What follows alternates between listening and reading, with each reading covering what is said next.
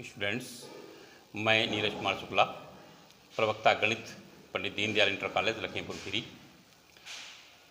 आज हम सभी विद्यार्थी कक्षा 12 के समाकलन को सीखने का प्रयास करेंगे। कक्षा 12 में एक चैप्टर अवकलज हम लोगों ने सीखा होगा। देखिए, कोई फंक्शन f(x) अगर हम लेते हैं, f(x) लेते हैं, इसका d/dx निकालते हैं, तो हम सभी छात्र जानते हैं ये f'(x) होता है। जो समाकलन है, इस समाकलन का निशान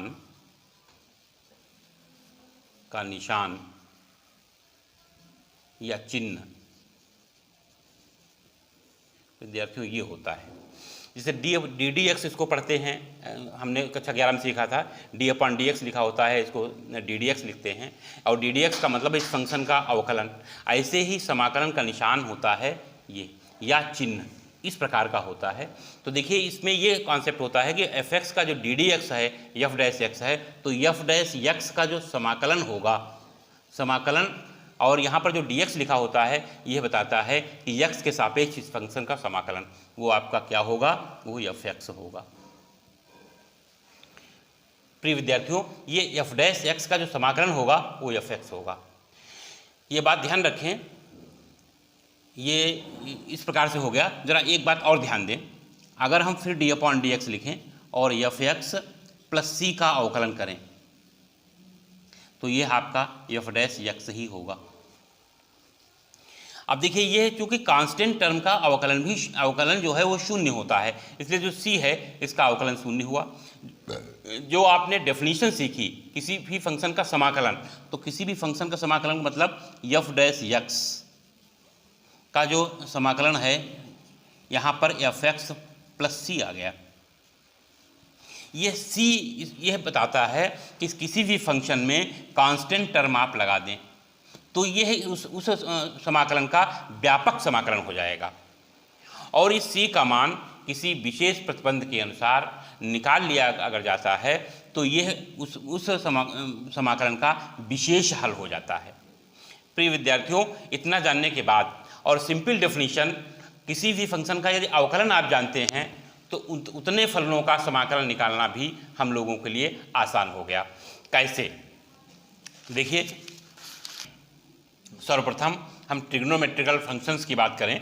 ट्रिग्नोमेट्रिकल फंक्शन आपका होता है sin x, cos x, tan x,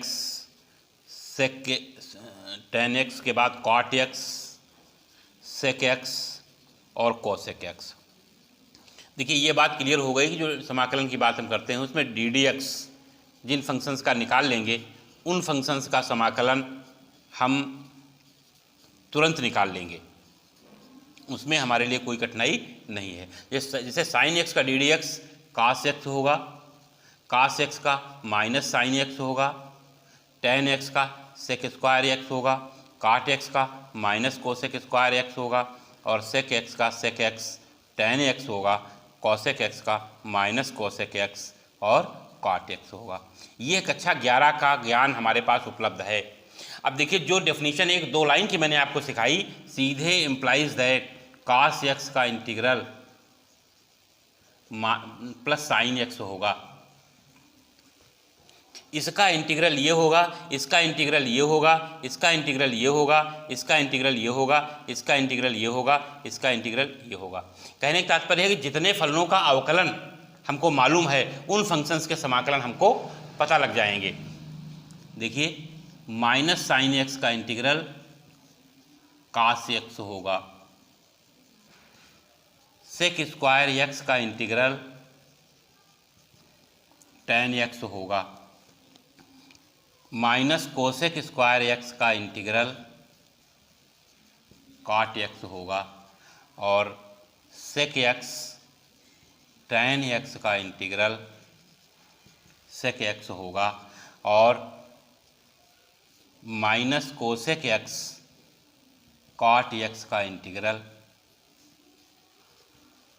cosec x cot x का जो इंटीग्रल होगा वो cosec x होगा।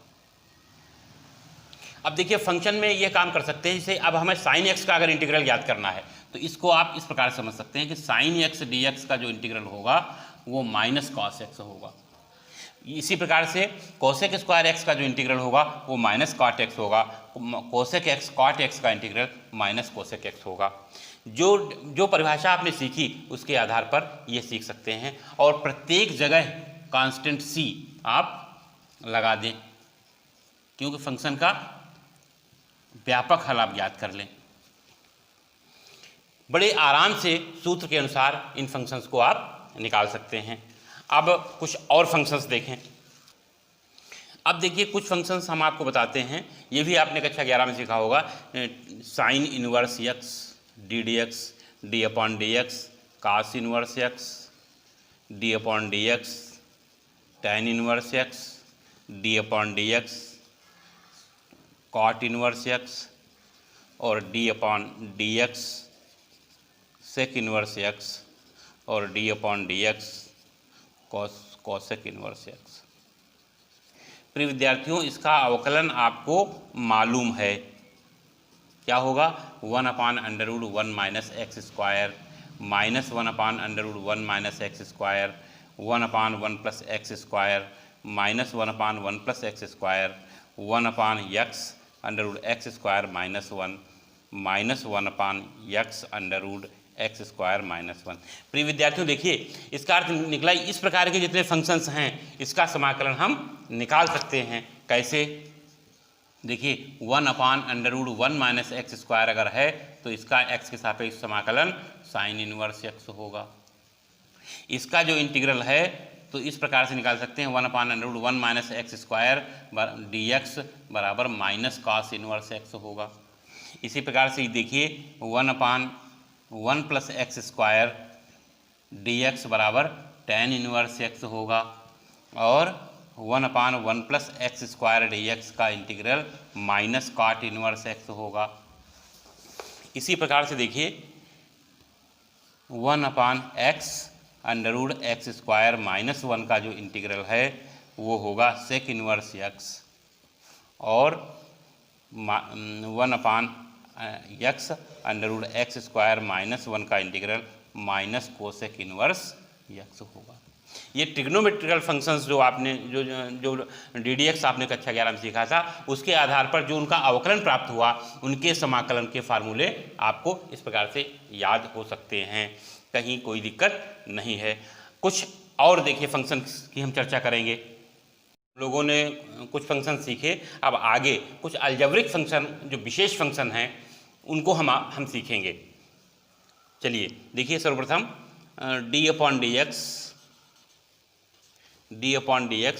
एक्स की पावर n+1/n+1, इसका जो अवकलन होगा वो x की पावर n होगा।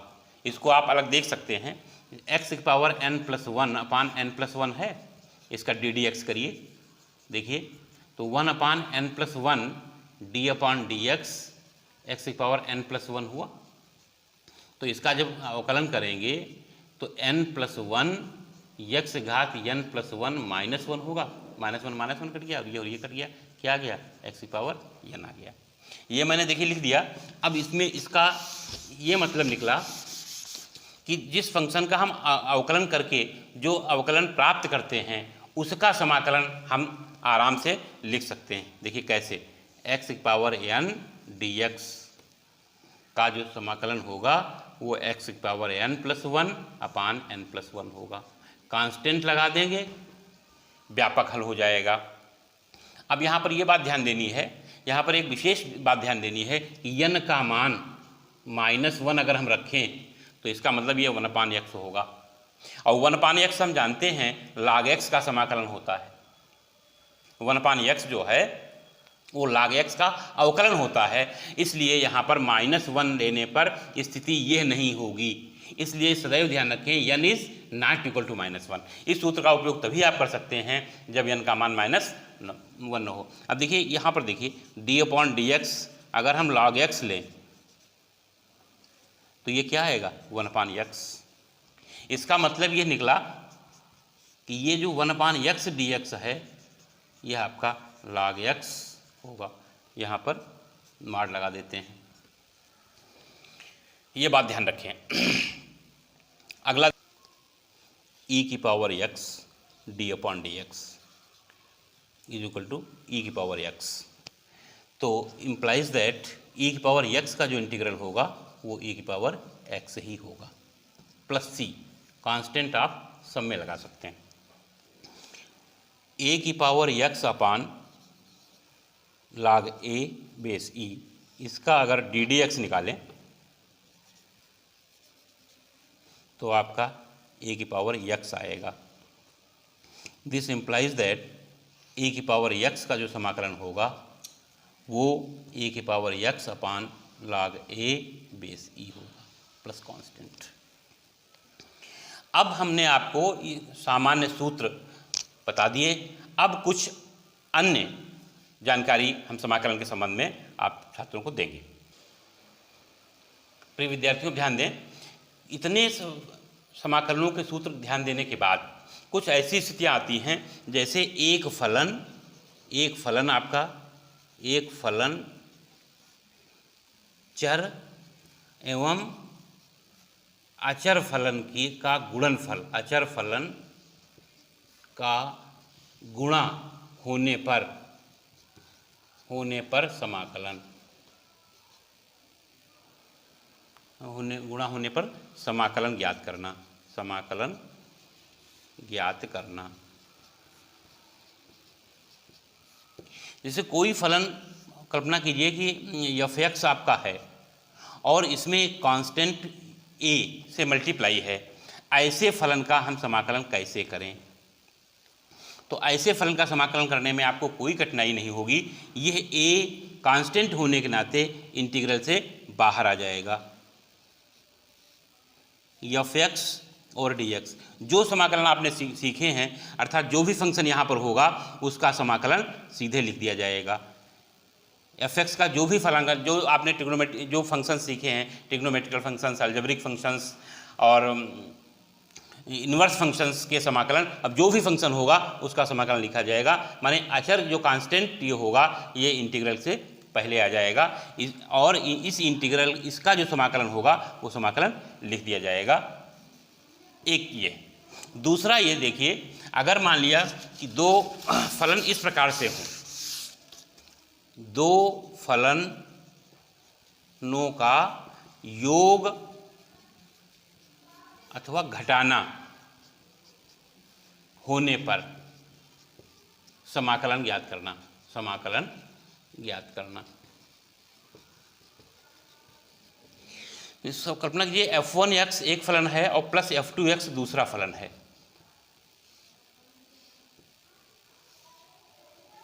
ये है स्थिति। तो इसका समाकलन हम कैसे ज्ञात करेंगे? तो वेरी सिंपल है, f(1x) का समाकलन कर लें और प्लस f(2x) का समाकलन कर लें। दोनों का अलग अलग समाकलन ज्ञात किया जाएगा और आपका योग का समाकलन निकल जाएगा। इसी प्रकार से अगर यहाँ पर घटाना है तो दोनों का अलग अलग घटाना प्राप्त किया जाएगा। प्रिय विद्यार्थियों, अब अगली कंडीशन देखिए। हाँ प्रिय विद्यार्थियों, समाकलन निकालने की आगे मुख्य दो ही विधियां हैं, एक प्रतिस्थापन विधि और दूसरी खंडशः विधि।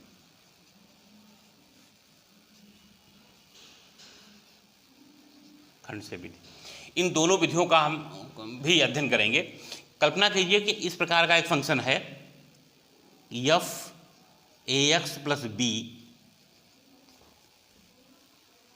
और इंटू a, इस प्रकार का फंक्शन है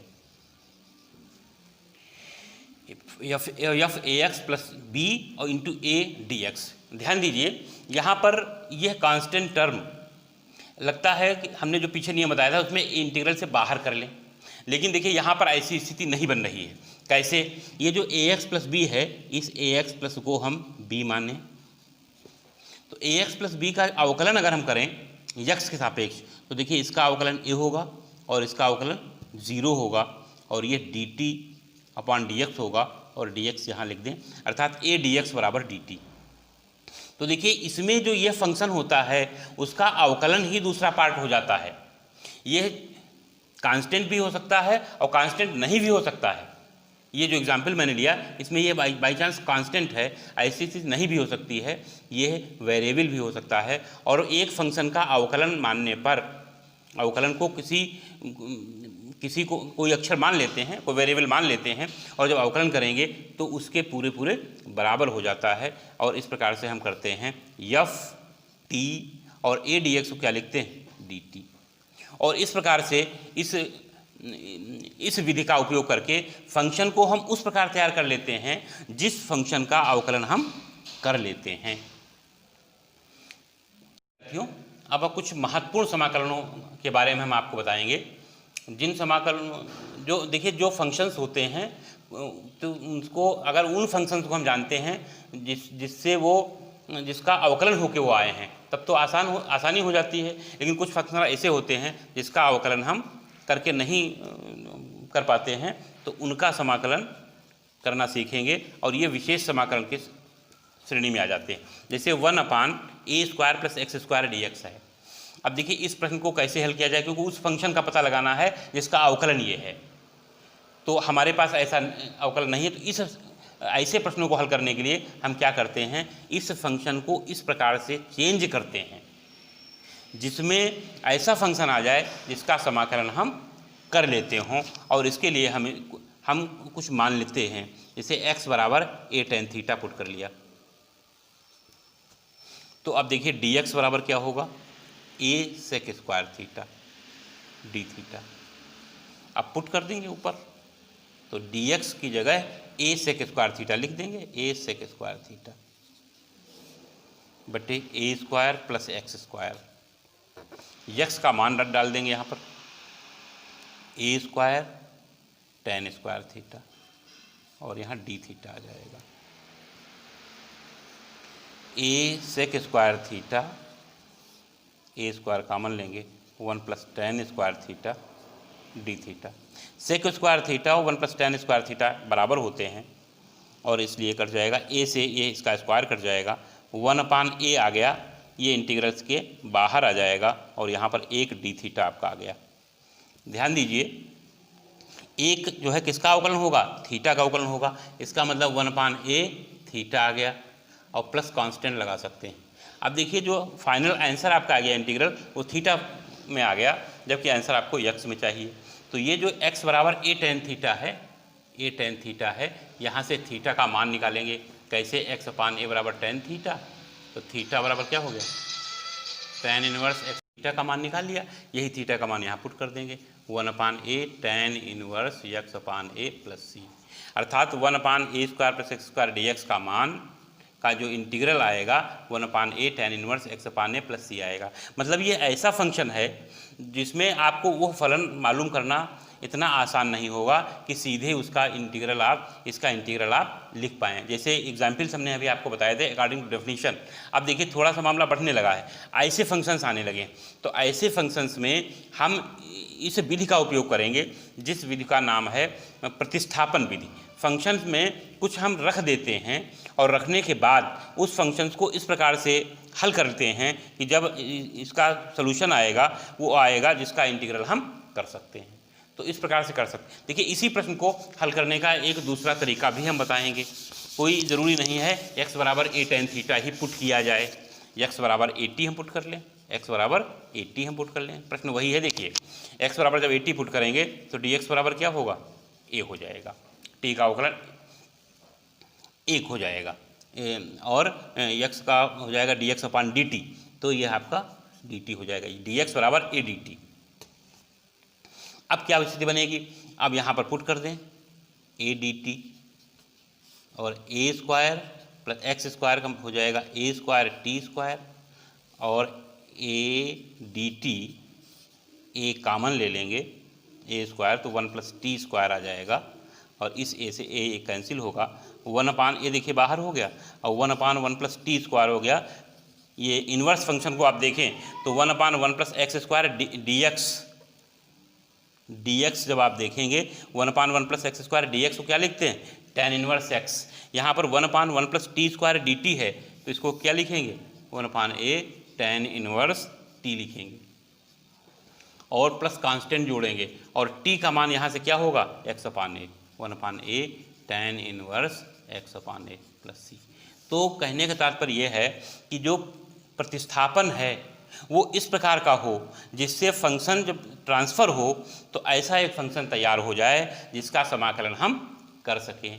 इस प्रकार से हम काम करते हैं और यह आपका एक विशेष समाकलन हमने आपको बताया। इस प्रकार से दो उदाहरण मैं आपको देता हूं जिसको हल करने का प्रयास हम विद्यार्थी कर सकते हैं। हाँ, देखिए एक विशेष समाकलन हमने आपको बताया था, इसी प्रकार से दो समाकलन मैं आपको दे रहा हूँ। यह आप इनको आप अपना दिमाग लगाएं, इसमें हम क्या पुट करें जिससे इस इंटीग्रल को उस इंटीग्रल के रूप में हम व्यक्त कर सकें जिसका समाकलन सूत्र के द्वारा हम हल कर सकते हैं। एक हमने हल करके बताया है, इन दो को हल कर आप लोगों को हल करना है। अब कुछ अन्य हम आपको समाकलन, कुछ मानक फलनों के समाकलन हम आपको बताते हैं। देखिए, जैसे tan x का समाकलन अगर करना है, प्रिय विद्यार्थियों tan x एक ऐसा फलन है, तो tan x का ddx तो sec स्क्वायर x आपने सीखा था और sec स्क्वायर x का समाकलन आपने tan x सीख लिया। लेकिन अगर tan x फंक्शन है तो इसका समाकलन हम कैसे करें? तो उस परिभाषा से हम ये काम नहीं कर पाते। हमें ऐसा फंक्शन नहीं मालूम है कि हम अवकलन जिसका अवकलन tan x हो। ऐसी स्थिति में हम देखिए क्या काम करते हैं, इसको थोड़ा हल करते हैं। tan x को क्या लिखते हैं sin x बटे cos x। ध्यान दीजिए, अब देखिए tan x को sin x बटे cos x लिखते हैं, तो cos x को अब हम t मान लेते हैं, तो cos x का अवकलन क्या होगा माइनस sin x और dx बराबर dt। तो ऊपर देखिए यहाँ sin x dx है, तो ये माइनस हम हटा दें, sin x dx का मान निकाल लें, माइनस dt होगा। अब देखिए मान रख दें ऊपर, तो sin x dx का मान माइनस dt है और cos x की वैल्यू t है। और इस प्रकार से ये जो फंक्शन tan x था एक इस इंटीग्रल के रूप में मैंने बदल दिया जिसमें 1/t का इंटीग्रल हम जानते हैं क्या होता है log t। क्या होता है log t। और t का मान हमने क्या माना है, यहाँ देखिए minus log cos x, minus log cos x tan x का इंटीग्रल होगा। इसी प्रकार से एक दूसरा देखिए कि अगर cot x यहाँ पर हो जाए, इसी प्रकार से अगर cot x हो जाए तब देखिए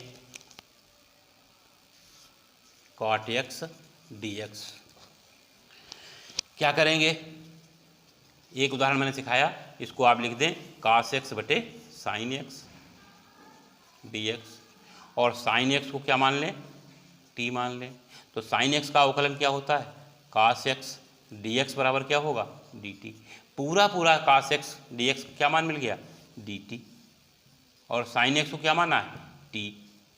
1/t इंटीग्रल हो गया प्लस कांस्टेंट हो गया और t का मान किसको माना है sin x, अर्थात 1/t का इंटीग्रल होता है log t।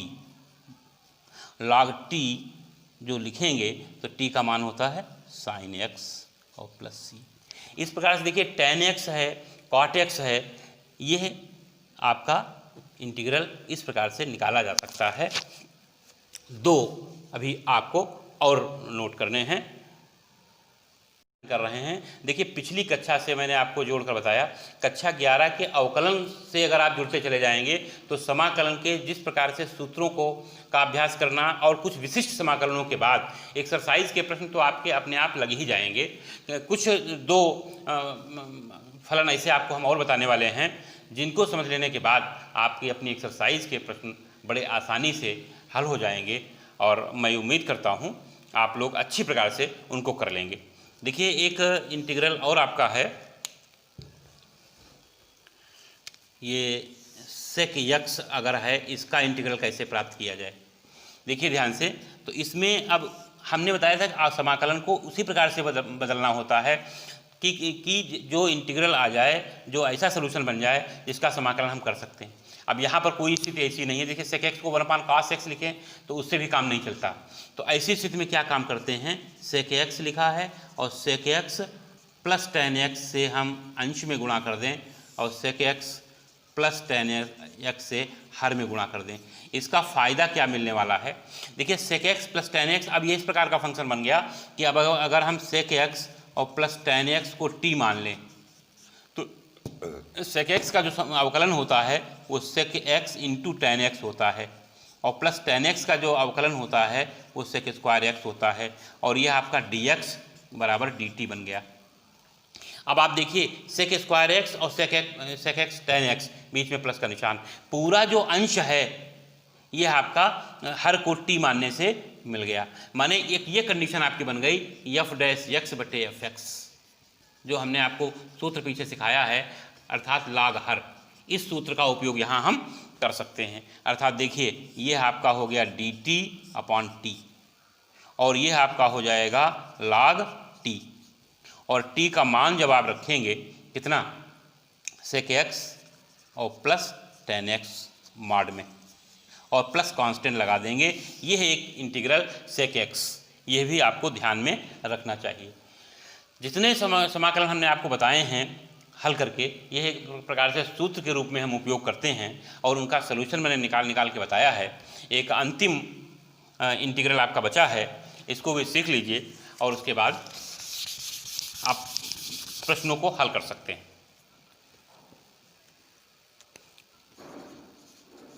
जैसे आपने sec x में काम किया था वैसे cosec x में काम करेंगे।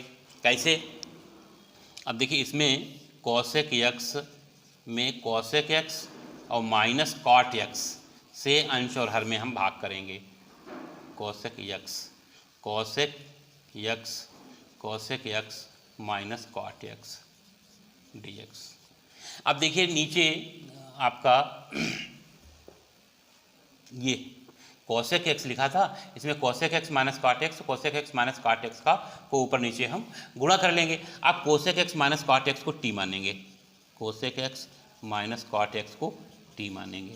तो cosec x का जो अवकलन होता है वो minus cosec x cot x होता है और cot x का होता है माइनस cosec स्क्वायर x, एक माइनस पहले से लगा है तो प्लस cosec स्क्वायर x हो जाएगा और ये आपका dx और बराबर dt हो जाएगा। प्रिय विद्यार्थियों देखिए ऊपर का पूरा आपका मिल रहा है और इसलिए यह जो इंटीग्रल बनेगा जाके 1/t dt आ गया और इसका अर्थ ये निकला कि log t आपका आ गया। कांस्टेंट लगा दीजिए और इसका t का मान डाल दीजिए, cosec x minus cot x plus c। प्रिय विद्यार्थियों ये जो समाकलन चैप्टर हम लोगों ने सीखा, इसकी शुरुआत मैंने आपको बताई, इस जितने भी फंक्शंस हैं उनका समाकलन करने के फार्मूले हमने आपको बताए। इस समाकलन के माध्यम से आपका फिजिक्स में भी और मैथ्स के आगे आने वाले चैप्टर्स में भी इसका बहुत ही उपयोग होता है। विभिन्न प्रकार के क्षेत्रफल, विभिन्न प्रकार के आयतन और विभिन्न प्रकार के कठिन प्रश्नों को समाकलन के माध्यम से हम सभी छात्र सीख सकते हैं। इसलिए सभी विद्यार्थियों को इसका अच्छा अभ्यास करना चाहिए, जिससे आपका जीवन, आपका भविष्य उज्जवल होगा। इसी कामना के साथ मैं अपनी बात समाप्त करता हूँ। जय हिंद, जय भारत।